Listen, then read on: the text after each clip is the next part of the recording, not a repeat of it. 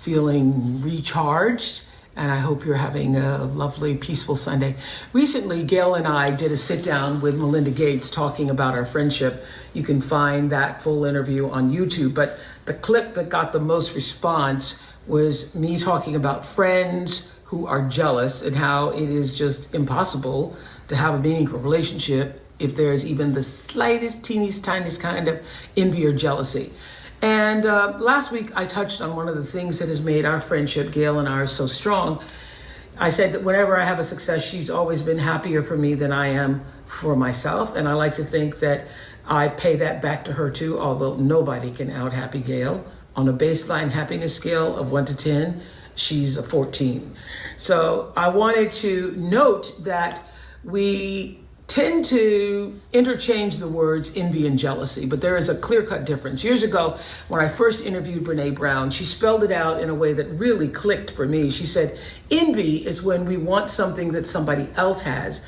Jealousy is when we are afraid of losing something we already have to someone else. Now, there's a piece on our site this week that delves a little deeper into this difference, and I'm going to drop the link below so that you can take a look for yourselves. In all my years on the Oprah Show, I saw all too often the havoc that these emotions can wreak on friendships and romantic relationships, and also on family dynamics. Envy and jealousy is a straight up happiness destroyer. So this week I ask you, is there a time you've let jealousy or envy get the better of you? Or when someone was jealous or envious of you, what did you do, or what would you do differently if you could live that again? Let me know in the comments below. You know how much I love hearing from you. Have a blessed week and go well. Hey everybody, so today's topic is when friendship or family turns toxic, dealing with jealousy in a friend or family member. That's what we're talking about today. So I hope you all are having an amazing day. So I want to go and show you all the clip of Oprah, because Oprah has so much money and she been through a lot. And for Oprah to say that once when a person is envious or jealous of you, you have to cut them off. Once you see just a little bit of jealousy or envy in this person, then you have to cut them off. That means a lot. Because a lot of times you want to stay with people that you've known forever. But most of the time, what happens is the people who known you forever, they really, really had time to know all of your strengths and all of your weaknesses. And then whenever even when a person is just trying to do better, that's going to piss off a lot of people. And even people that's in your family. A lot of times, those are the main ones that can't stand you. So yeah, we're gonna get into that later on. Actually, I'm gonna give you all a story. So I was thinking about this when I was younger.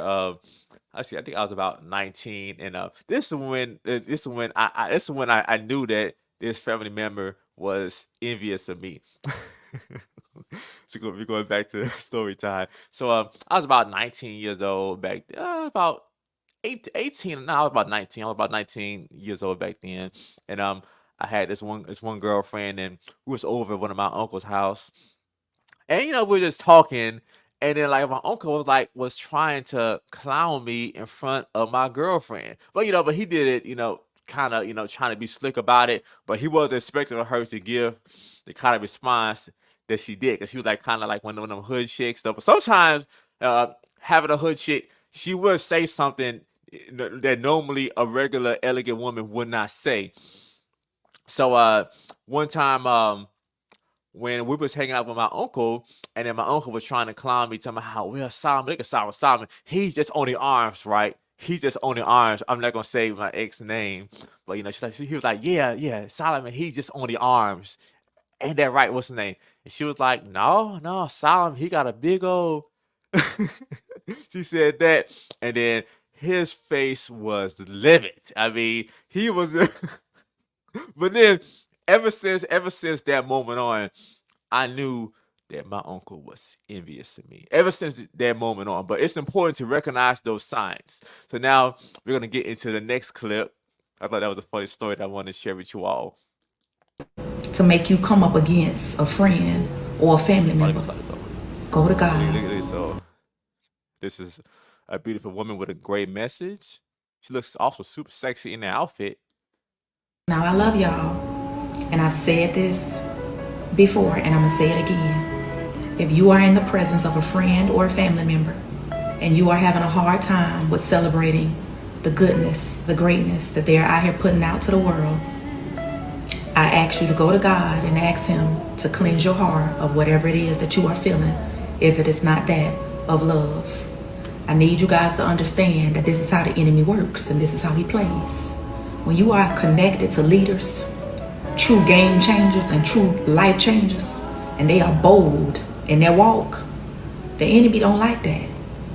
So he begins to play through whoever he can play through in order to get to the one he is trying to stop. And some of you guys allow him to do just that. But before you allow him to make you come up against a friend or a family member, go to God and pray about it. Now, I love y'all. So that's a great point. And speaking of that, though, that's the other thing that I learned a long time ago in my early days of doing my business. 99% of my clients are women, because the women don't hate on me like that. Really, for the most part, the women just want to get with me. The women like me. It's the guys that they have a problem with how I am. So, I figured it out a long time ago. It was plenty of times where I had clients that wanted me to train them, but then here comes their husband or their boyfriend. And then now, let me give you a better example. Okay. I noticed that whenever I train a woman, and then I hate to say, but whenever I train a woman and she has a white husband, the white husband be happy that I'm training his woman. He like, man, he has a lot of time. He has an attitude that, okay, get her out my face so I can get some work done. Yeah, get her fit so I can enjoy it. So that's one thing that I have noticed, that when I trained a woman that had a white husband, the white husband was able to recognize, okay, she's going to be better for me by him getting her fit. But I have noticed that most of the time when I train a black woman that has a black man, his feelings is hurt by her having a trainer. He I was thinking about this one time with this one lady that I was training, and then she told, because this is back in the day when I was doing one-on-one training, and she went and told her guy that she was coming over so I can train her, and he went and gave her some condoms. Seriously. I'm like, yeah, just I realize that a lot of times with most black men, that hurts their feelings about their woman getting help from a fitness professional. But dude, you're not a fitness dude. Just unless you get paid for training people, you're not a trainer. You're just a dude who feels like he's a trainer. But unless you get paid for training people and then you do it on a certain level, you're not a damn trainer. But that's one thing that I wanted to go and talk about, though. So yeah, and then the other thing that I really only hang out with my clients. So, and this is one thing that I learned firsthand from my experience. A client will become a friend quicker than a friend will become a client. So that's just how it is. That's just how it is. So just really the people I hang out with are just my clients. I don't really have people, yeah, especially people that I know from 10, 20 years ago. No, so they're really just clients, the people that that they bought my services and we develop a friendship with, and with each other, and we just appreciate each other. Let's get into the next clip. But let me share this. If people is talking about you, let them. You can't change people talking about you. You're going to deal with that for the rest of your life. You're going to deal with people that love you, and you're going to deal with people who just don't like you, and that's life. You are to move on knowing that that's life. You can't sit and dwell in this dark spot in your life because somebody don't like you or because somebody is talking about you. How are you going to grow if you're so worried about what somebody else talking about and you don't even know what you're doing with yourself? Make it make sense. You don't even know what's your next step in your life, and you worrying about somebody talking about you. Is you worrying about somebody talking about you going to open the next door you need open for what you got to get done in your life? No. So if these people talking about you, let them. It ain't paying you. And until it's paying, keep working until them talking about you is paying you. Get it? Don't worry about these people. And I hope it's for See that, y'all? So, man, y'all, I totally agree with that beautiful black sister.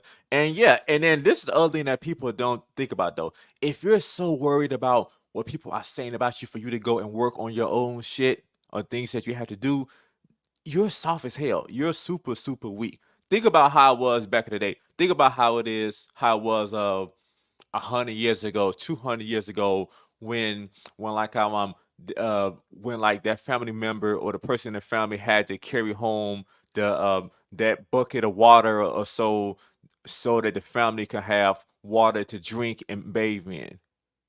So do you think that this person back in the day had to worry about bears and wolves and they had so many things that they had to worry about, but you're just so caught up with what somebody is thinking about you, what the person is saying about you. Do you know how weak that is? Yeah. So yeah, and then also too, people who are really, really successful, they don't give a F about what people think about them or what people are saying about them.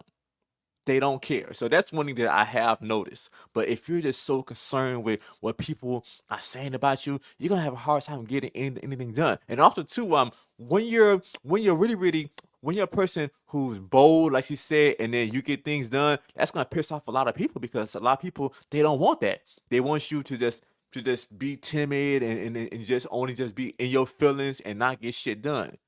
So that's one of the main reasons why people don't get started on a fitness journey. They're just all about how they feel, or yeah. Or then too, the other thing that happens is, which I should have also played that clip too, is a lot of times when a woman is trying to go and get her fitness in order, and then here comes her man or other fake friends in her life telling her, "No, girl, you don't need to work out. You're fine just the way you are." But what it is by you just working on and wanting to improve your look and your image, it pisses them off because they're not willing to do anything about themselves. They don't want to put the work in. So they feel more comfortable with you just not even trying because it makes them feel better about themselves.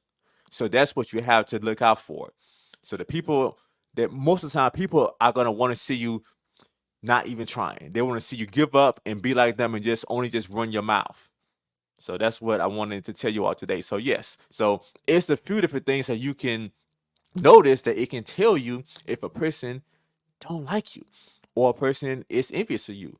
So the first thing is just like Oprah said earlier, so she was saying that her friend Gail, whenever she accomplished something, Gail, on a scale from 1 to 10, is a 14. She's actually more happy for her than Oprah. So yeah, when a person is really, really, really rooting for you, they're gonna want to see you win. And then also too, it's the other tip of how you can tell. They're gonna somehow want to help you when it comes down to of giving you opportunities to meet the kind of people that it can help you make more money. That's really how you can tell too. If a person is really, really feeling you, they're gonna give you some insight that's gonna help you grow or give you some type of they're gonna want to help you make more money or make progress or get to the next level. That's how you really can tell if a person really, really loves you and then they want to see you win. Whether it's a family member or a friend, they're gonna want to somehow help you benefit, from what you're doing. But if the person just don't want to help you in any kind of way and they just want to just talk stuff, I think about how it was with me when I first started being a trainer. When I first started being a trainer, even people, my family, people that I knew from before, all they did was just talk shit about me being a trainer. And then after I went and just stuck with it, and they're like, wow, so they just didn't say nothing. So it's friends, they ain't my friend, but just people that I know from before, and then later on, when you have a more expensive car, first thing they're gonna want to do is just say something crazy.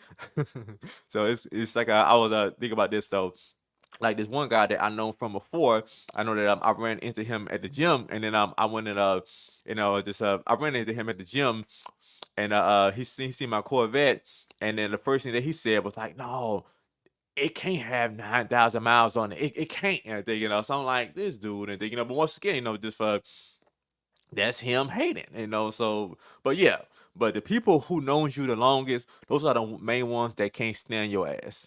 So that is so true. So look at the signs, y'all. So when it's a person who doesn't clap when you win. I mean, that's like a basic one, but if a person isn't giving you no type of insight or game or connections or wanting to support you or just wanting to at least just be positive and just don't say nothing crazy, that person can't stand your ass. And you want to get away from them as soon as possible. So you having toxic people around you that don't like you is going to slow you down, and it's going to have you to be upset at yourself. So, all right, y'all. So I hope you all enjoyed this show and hope you all got something out of it. I want you all to like, share, and subscribe. And ladies, if you all are finally wanting to get your look in order, it's not about you just having your hair nice and your body's falling apart. If you really, really want to get your look right so you can attract the kind of man that you want and just still just feel better about yourself, you can go and fill out my application below and I will review your application and I see if I can help. See you all next time.